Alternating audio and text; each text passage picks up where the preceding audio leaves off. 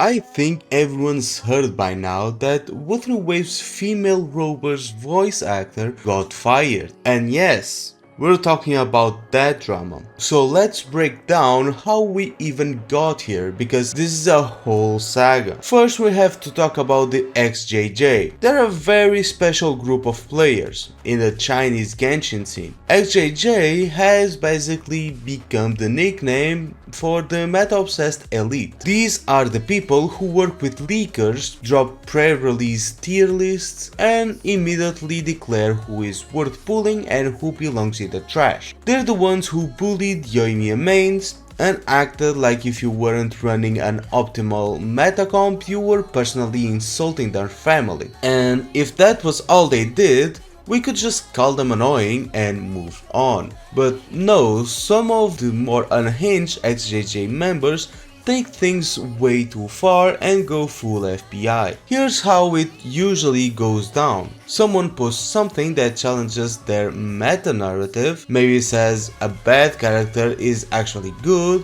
or questions their precious tier lists, and they swarm. It starts with cope, skill issue, then it escalates. They dig up personal info, track down people's socials, even share UIDs so others can harass them in co-op. And that's just how they treat other Genshin players.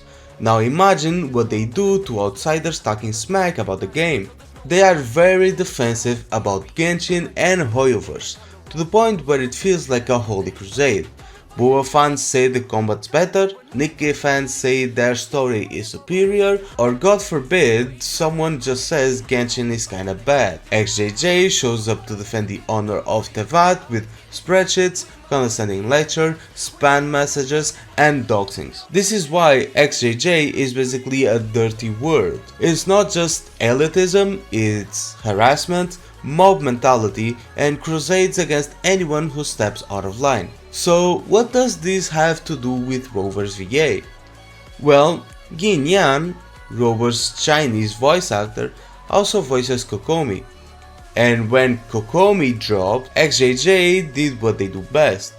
They dogpiled. They spammed their tier list, calling her the worst 5-star, mocked her sales numbers, and even harassed Yin Yan personally for being associated with a bad character. She ended up restricting her livestream chat so only batch level viewers could comment. This wasn't just normal criticism, it was personal, with people saying she was unlucky to have been cast at all.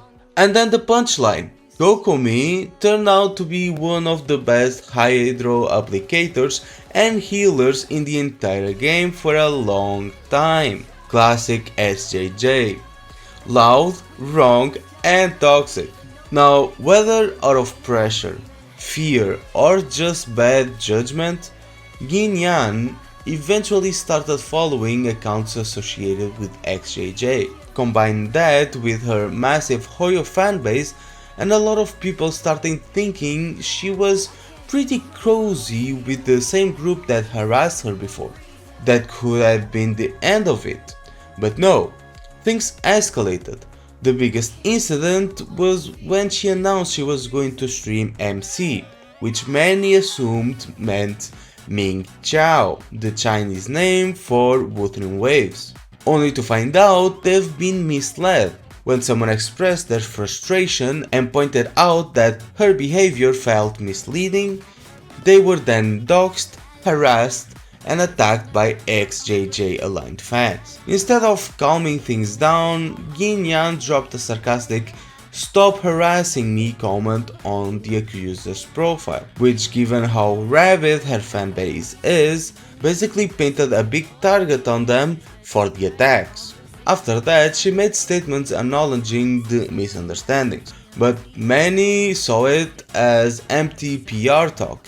Some of the apology posts were later deleted, which just made it worse, either because she didn't mean it, or because she was scared of backlash from XJJ again. Because of all this drama and her apparent ties to XJJ, Kuro announced that Rover's Chinese voice actor had been replaced. They said it was due to recent controversy, but let's be honest, no company acts this fast over just one misunderstanding. They were probably already watching her behavior and just waiting for the perfect moment to cut ties. After she got fired, she made a video. You can watch it yourself and decide what you think, but here's the summary. She said that she was actually the one who got doxxed, denied that she encouraged harassment, and admitted there were some misunderstandings, and also said that the backlash had been overwhelming.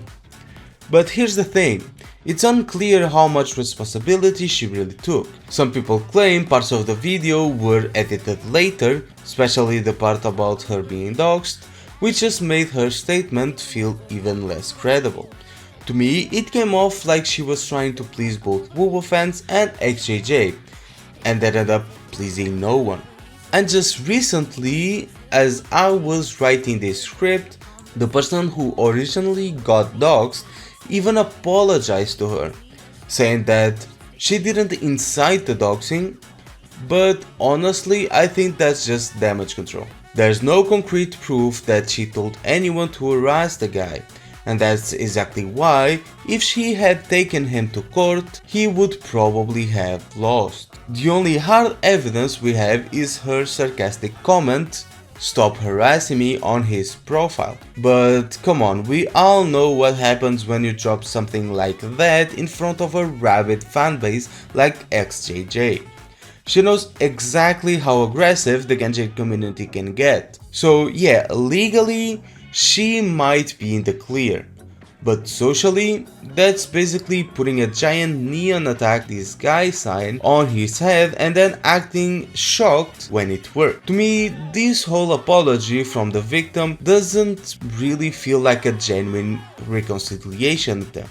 Because while that isn't a law that automatically forces an accused to apologize just because someone accuses them of defamation, there are legal frameworks that make apologies one of the possible remedies in the defamation case. Apologizing in advance seems just like a way to dodge getting sued to oblivion. At the end of the day, this whole situation is a perfect example of what happens when the fandom goes unchecked. I'll be honest, I don't like what happened here. Yin Yang actions, whether careless or deliberate, contributed to harassment, and XJJ once again treated this like a holy war. Kuro made the right call, not because I want to cancel anyone, but because it shows wuwa isn't going to let this kind of drama poison its community. At the end of the day, we should be able to enjoy our games, support the characters we like, and argue about game quality without turning it into a witch hunt or a doxing context. XJJ needs to log off, the VA needs to take the L, and we can all move and go back to playing the superior game. Anyway, that's my take. Like if you liked, comment your opinion, and if XJJ shows up in my comments, thanks for the engagement. As always, stay critical and bye bye. Also, I'm not gay. Me and Andrew always wear socks, therefore it is not gay, like at all. Alright? We always wear socks, so it's not gay if we wear socks. Do gay like feet? I don't know, because I'm not gay, but I do like feet. That's why I'm pulling for Yuno. Do not judge me. We do not kink shame in this channel, okay?